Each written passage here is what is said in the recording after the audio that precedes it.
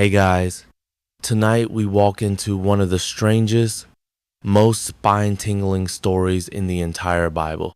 There's a dry valley out there in ancient Israel sun-cracked earth, olive trees in the distance, and one tomb sitting oddly quiet. Inside that tomb, nothing but bones. Old bones. Bones that once carried the breath of a prophet. And tonight, you're going to see what happens when death touches death and comes back to life. Spoiler alert, you wouldn't survive this.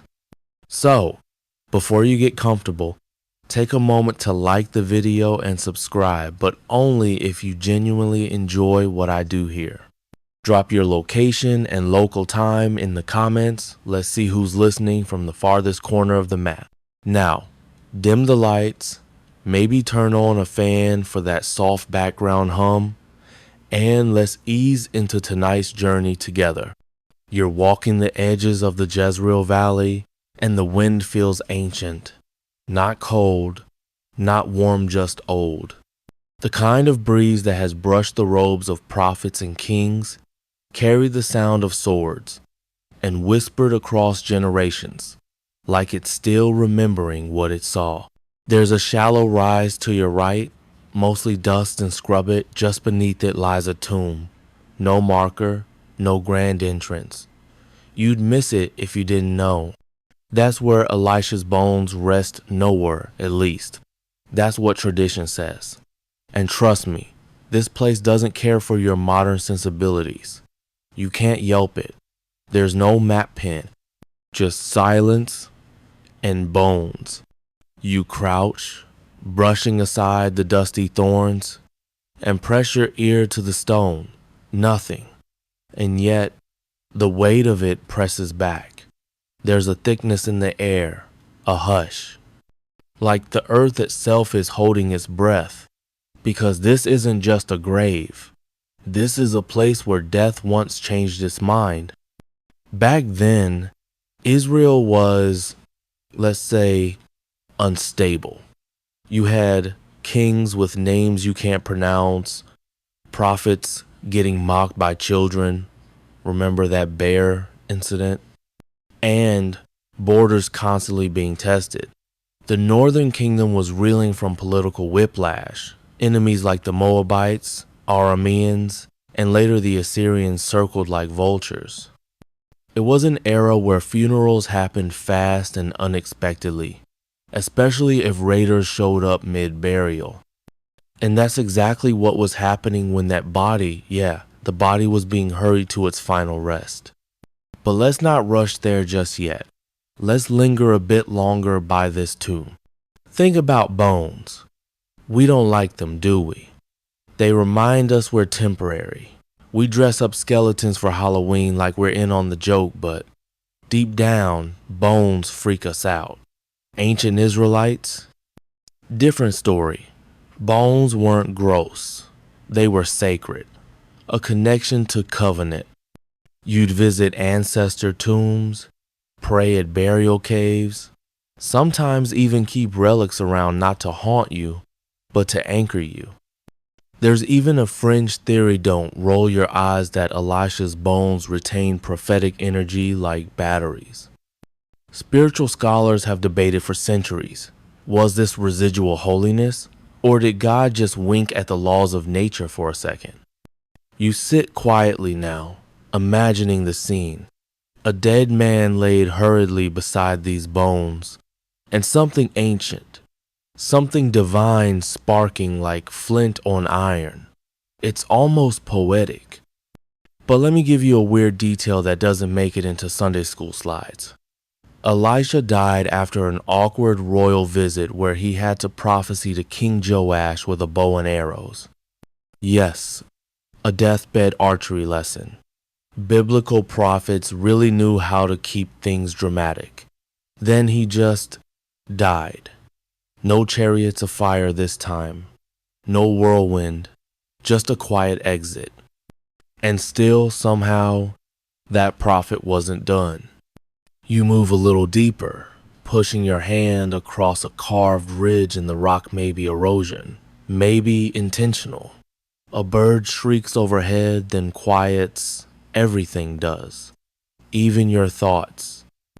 This land is older than any empire. It remembers everything, and if stones could speak, this tomb would whisper. He touched my bones and rose. Let that sink in. Theologians still debate whether this moment was a one-time divine signature, a flare from heaven saying, I'm still here, whether it reveals something deeper about what holiness leaves behind. Some even speculate, a bit wildly, that the Spirit of God was so strong in Elisha, it lingered even in his corpse like heat in a stone oven. Wild, right? But one thing's for sure, this isn't your typical resurrection story. There's no prophet waving arms, no prayers shouted into the sky, just silence, bones, and a second chance. And now, you sit there in the dust, wondering who you'd be if you brushed up against something that sacred. You turn away from the tomb for a moment, shielding your eyes from the low sun sinking beyond the olive hills. It's that hour when shadows stretch long, and even the birds seem unsure whether to call it a night or keep singing. Behind you, the bones of a prophet rest in the quiet dark.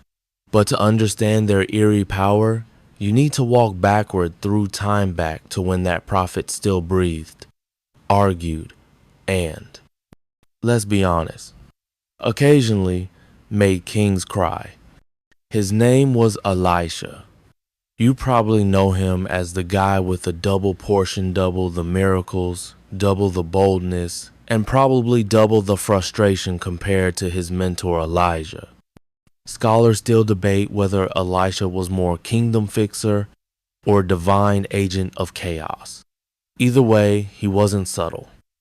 You first see him plowing a field, just a farmer with a yoke of oxen. Then along comes Elijah, tosses a cloak on him, no hello, no warning, and boom, he's drafted into prophetic boot camp. You try that move at a mall today and you're getting tackled by security.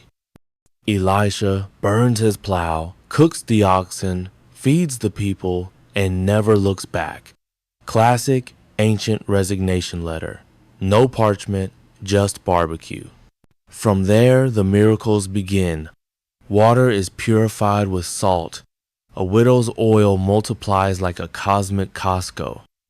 A dead child is resurrected by, Elisha lying on top of him in a move that would definitely not pass modern CPR protocol.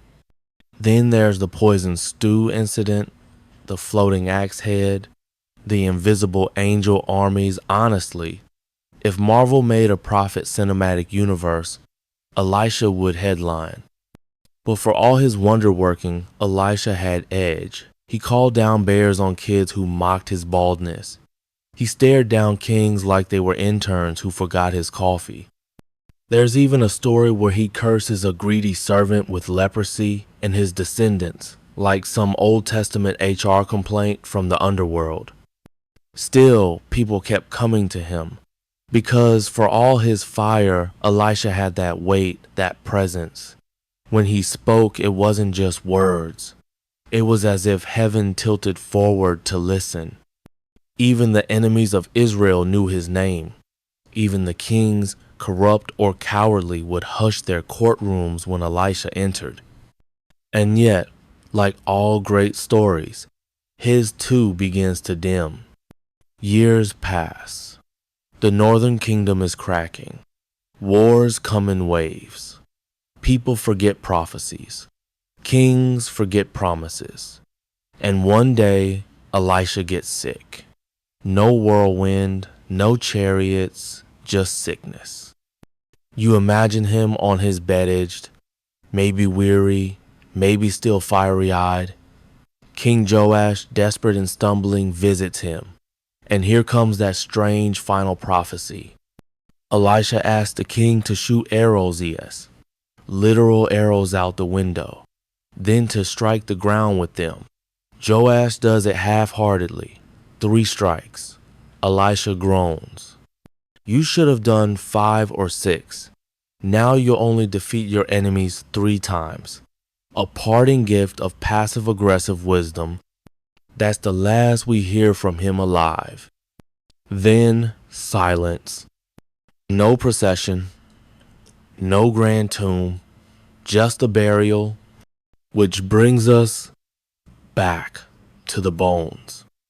You're sitting now tracing a spiral into the dust with your fingertip, wondering what it means that this mighty prophet, this miracle maker, this bearer of double portions was buried quietly and alone. No heavenly drama, no choirs of fire, but perhaps his final miracle just needed to simmer. Fringe rabbis in Talmudic circles once whispered that Elisha's bones were hot, not in a temperature sense, but in a spiritual one. They said God tucked one last miracle into him, like a scroll into a bottle just waiting for someone to stumble by and uncork it. A miracle that didn't need Elisha's voice or hands, just his presence. And that, my friend, is what you're breathing in now. Dust that has tasted resurrection. You glance back at the tomb. No movement, no glow, just the quiet, knowing that something once rose from that very ground, touched dead bone and lived. And maybe, just maybe, that kind of power still hums beneath your feet. You hear it before you feel it, the distant thunder of hoofs too many to count and too close to ignore. The sky hasn't changed, but the atmosphere does. Tension thickens like the press of summer heat before a storm, and you realize you're not alone in this memory anymore. It's not your funeral, but you're in it. You duck behind a cluster of boulders. Dust chokes the air. A group of mourners, maybe 6, maybe more, scrambles across the ridge with something wrapped in linen between them. They're out of breath, shouting in panic, glancing over their shoulders. Raiders, probably Moabite bands, known for their opportunistic hits on border towns, especially during vulnerable moments like funerals. Yeah, because nothing says compassionate warfare like grave robbing mid-procession. They don't have time to finish the burial properly. No readings, no songs, just adrenaline. The body's heavy, lifeless sits, soul gone, they think. But they need to flee now. And someone, perhaps remembering the old prophet buried nearby, points. There, that tomb, open enough, deep enough, holy enough. Without ceremony, they toss the man's body inside. And that's when the world tilts. There's no flash of light, no thunderclap, just this sudden intake of breath. And it doesn't come from the mourners. It comes from inside the tomb. You hear it before you believe it. A gasp, then coughing, then a scrambling sound. Something or someone moves inside. The mourners freeze. One drops a torch. Another starts backing away. Then, bursting from the shadowed crevice like a man pulled out of sleep, the dead man walks out. The linen still clings to his arms. His eyes are wide, not hollow, not glazed alive, and not just biologically alive. There's fire behind his gaze. Confusion, yes, but also something deeper. Like someone who's seen too much too quickly. You can almost hear his heart pounding from where you sit. The mourners, oh, they're gone. Probably halfway to Samaria by now. You would be too. But you stay. Because this is it. The moment, the one line in scripture that gets one verse, but echoes through eternity. When the body touched Elisha's bones, the man came to life and stood up on his feet. 2 Kings 13:21. One verse. No explanation. No follow-up. He just stands up. Like death hiccuped and decided, oops, not that one. You watch as the man stumbles forward, arms out, breathing heavy. You wonder, did he know what happened? Did he feel the bones under him? Did some part of Elisha's spirit brush against his? Or was it purely divine mechanics, God's way of making a point no one would forget? Scholars still debate whether this was a literal bodily resurrection or a metaphor hidden in the language of Hebrew storytelling. Was the man truly dead? Had he only fainted? Was this an early prototype of New Testament resurrection logic? Or was it one last exclamation point from a prophet who simply refused to let his legacy end with silence? Let's get quirky for a second. In Jewish mystical circles, there's a belief that righteous souls can leave an imprint on their physical bones. Not just a memory, but actual holiness. That's why relics bones of saints, teeth of martyrs, even old sandals are venerated across centuries and continents. The material world remembers. Some even say that Elisha's bones were preserved by divine intention, untouched by decay. No scientific proof, of course, but hey, you're literally watching a guy climb out of his own funeral, so let's not get snobby about biology right now. The man walks into the growing dusk. He's barefoot, dust clings to him, but he's walking, breathing, blinking like someone trying to remember if they just had the strangest dream or the most terrifying afterlife layover in history. And you sit still, heart thumping, because you just witnessed a miracle without flash or flare. No crowd, no sermon, just a moment, a divine ripple across the still surface of reality. A resurrection caused by bones. Not even living bones, dry, cold, dead bones. Which raises the real question. If bones can wake the dead, what could your own life stir even after you're gone? You sit in the settling quiet, still half expecting to see the man again peeking from behind a ridge, dazed and barefoot, maybe waving awkwardly like he just came back from, well, wherever people go when they stop breathing. But he's gone. No name, no story, no epilogue. Just a brief resurrection and an abrupt fade into history. And yet, the questions keep circling you like wine through dry grass. What does it mean for someone to rise by accident? Because that's what it looks like, doesn't it? A dead man, likely anonymous, likely ordinary, thrown into a prophet's tomb because there wasn't time to find another hole in the ground. No divine message was spoken. No healing prayer was uttered. He just touched the bones and stood up. You wonder if he told anyone, if he wandered back into town and knocked on the door of his own home. Imagine the chaos. A widow screaming, children scattering, neighbors whispering, "Didn't we bury that guy yesterday?"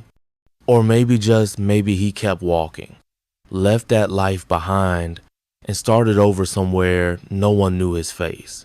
After all, if you got a second shot at breathing, wouldn't you be tempted to rewrite the story?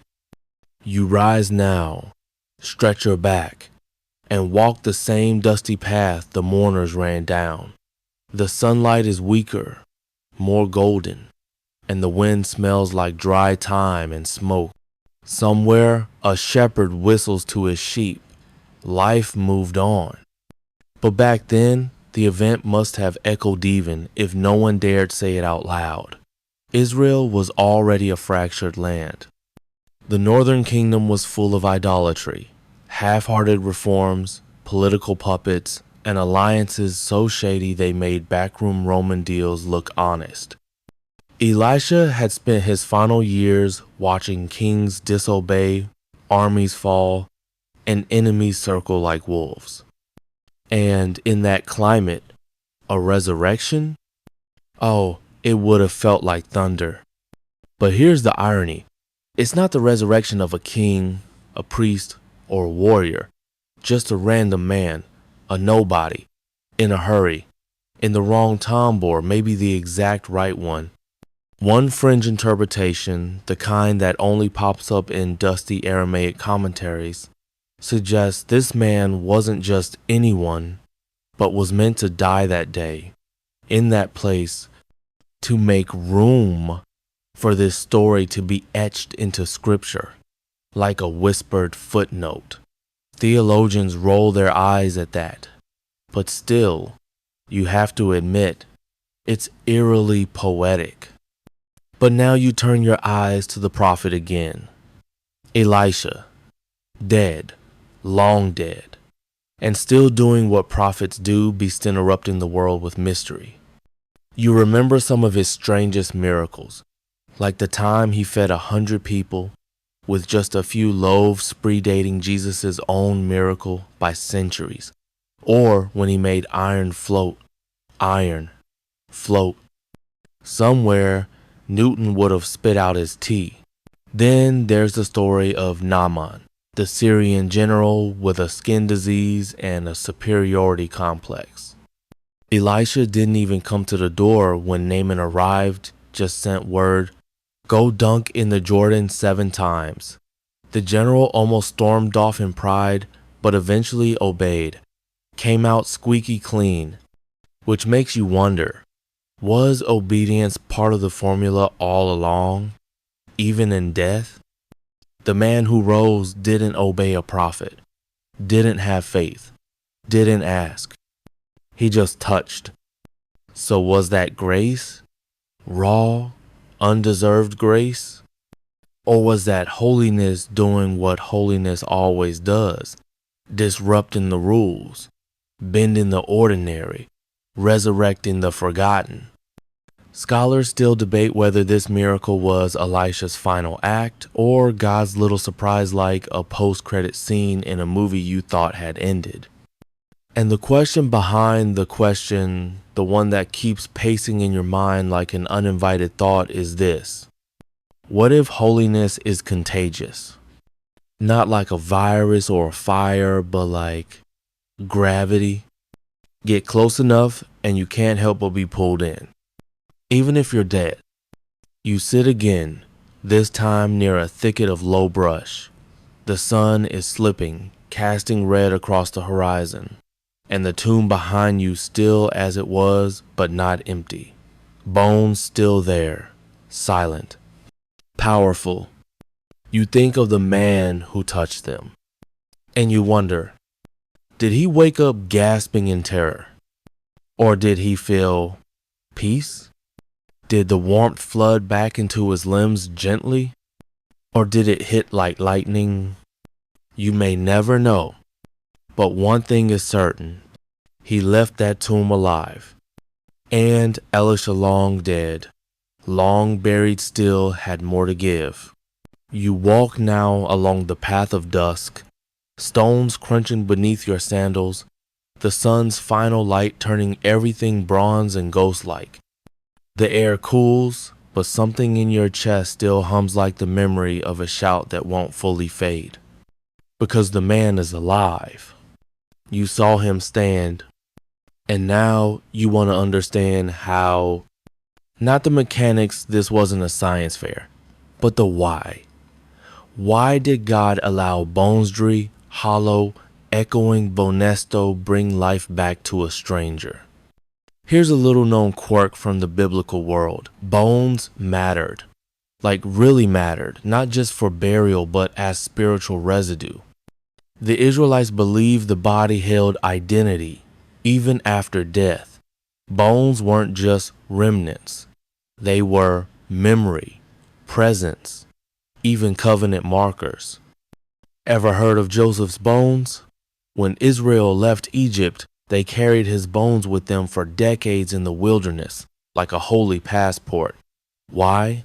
Because he made them swear it. He didn't want to be left in Egypt. He wanted to be buried in the promised land. Even in death, his bones were on the move. And then you have Ezekiel's famous vision, a valley full of bones scattered, silent and suddenly they rattle, they rise, flesh reforms, spirit returns, an entire army reborn. Not metaphorically, viscerally, which makes this Elisha episode less of an isolated wonder and more of a spiritual pattern, a divine habit. God using what's dead to bring more than memory, to bring motion, to say, I'm not done. You sit down again, drawing a line in the dirt.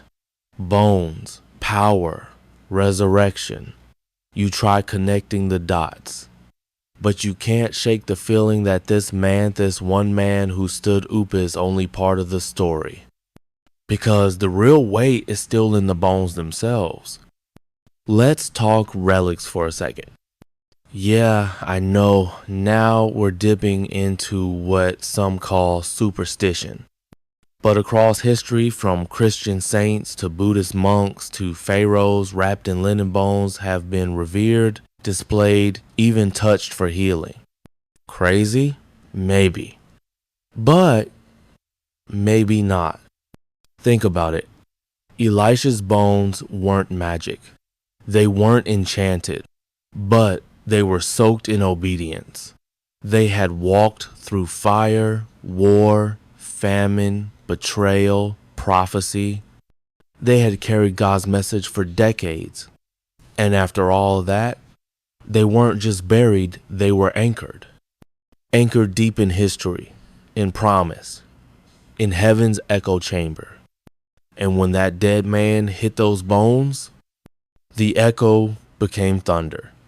Theologians still debate whether this resurrection was a spiritual inheritance transfer, like a final deposit of grace waiting for a soul desperate enough to need it. Some say Elisha's final miracle was meant for anyone a blanket promise. Others claim it was meant for you to remind you that even when God seems silent, he never actually stops moving. And maybe, just maybe, you're starting to believe that. A cricket chirps somewhere. A fig rustles in the breeze. You close your eyes, and suddenly the story feels less like myth, more like invitation. Here's another detail most people skip. Elisha asked for a double portion of Elijah's spirit. And if you count the miracles, Elijah did 7. Elisha did 13 before he died. But this resurrection, that was number 14. Boom. Even in death, he fulfilled the request. That's the kind of detail scripture doesn't brag about, but is there, waiting for the curious, waiting for you.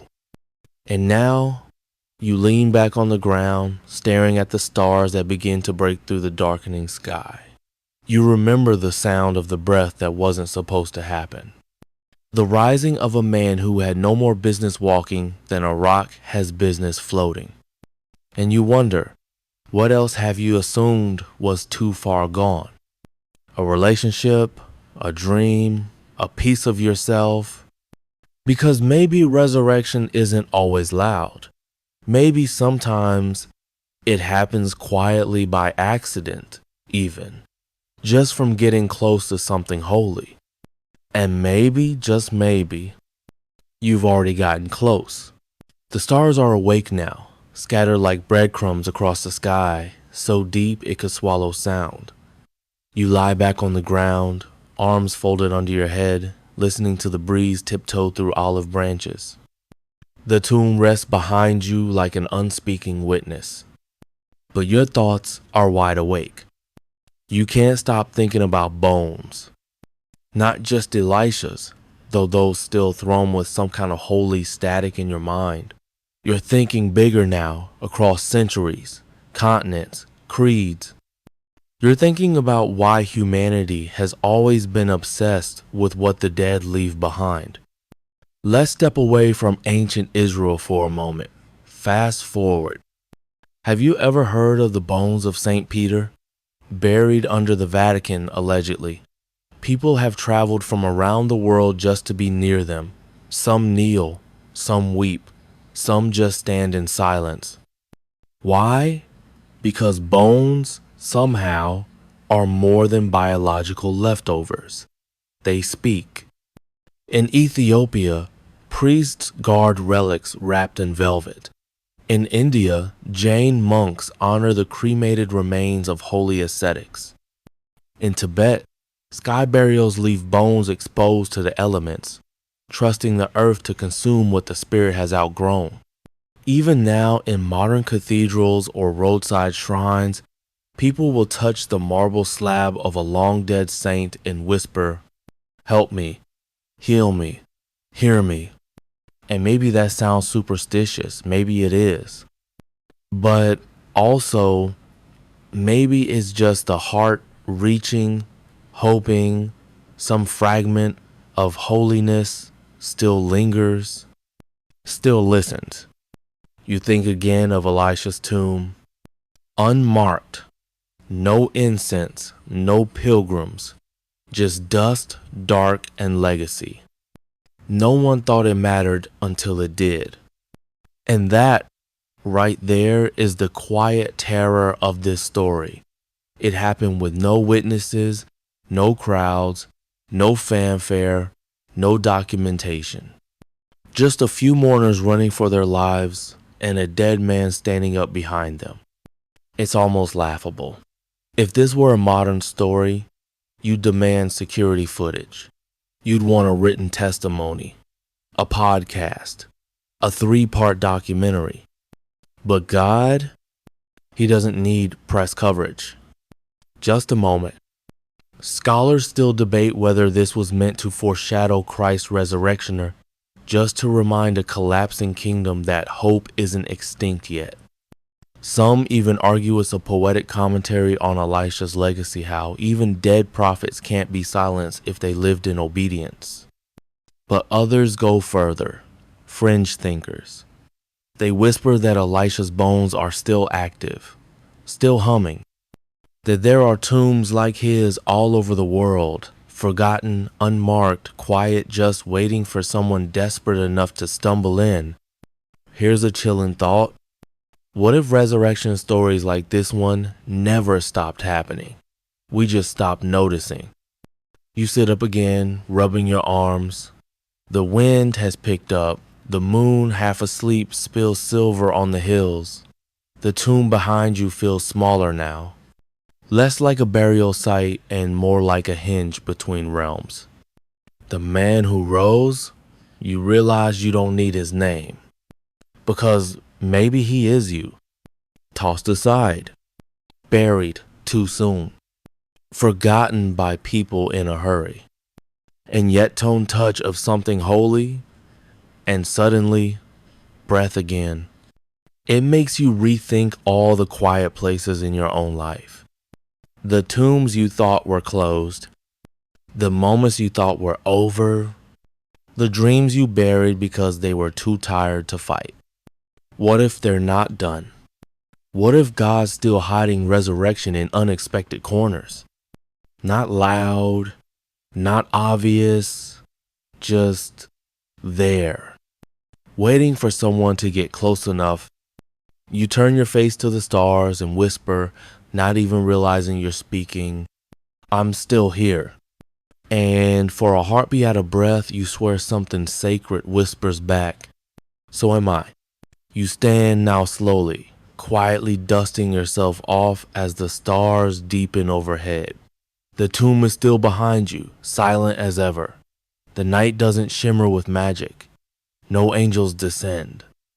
The wind doesn't hum a hymn, but you feel different. Not because you saw a man rise from the dead. Not because you touched Elisha's bones, but because somewhere between the silence, the dust, and the breathless mystery, you started to believe that some things never stay buried. The final part of this story isn't about the miracle anymore. It's about the memory of it. How one quiet resurrection barely a footnote can echo like a song only the soul can hear. You walk a little farther, toward the edge of a small ravine. Below, the land stretches out into a valley, where shepherd fires flicker and fig trees curl in on themselves. This land has seen so much death.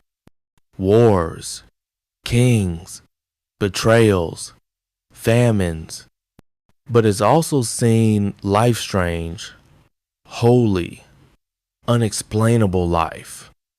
And that's the tension, isn't it? That in the Bible, death is never quite the end. You think back across centuries of dust-blown prophets and bleeding kings to tombs both glorious and forgotten. Jonah came back from the fish. Lazarus came back from the tomb. Jesus, well, you know that story. But Elisha's bones, they whisper something else entirely. Something less triumphant, more haunting. Even when you're gone, God can still move through you. And honestly, that's both terrifying and beautiful. It means your legacy doesn't need a spotlight. It doesn't need to trend. It doesn't even need to be finished. Because maybe, just maybe, holiness leaves residue. The man who came back to life, he left no name, but he left a witness. You. And now, long after the bones stop rattling, you're still hearing them. So what do? You carry it. You carry the story. You carry the breath. And maybe, when the moment comes, you carry someone else. Because if resurrection once happened on accident, just imagine what might happen on purpose. And now, you breathe. Slow, quiet, and long like the hills around you, gently exhaling under a blanket of stars. The wind has stilled. The fig trees sleep. Even the tomb behind you feels less like stone and more like memory. Let your shoulders soften. Let the silence spread. Tonight, you've walked where prophets walked. You stood beside bones that remembered fire. You witnessed a resurrection that came with no warning, no spotlight, and no trumpet. And now, you carry it, not loudly, not urgently, just quietly, like a candle inside your chest, like a whisper you don't need to explain, like hope that doesn't need proof to glow. You don't need to understand it all. You don't need to solve it.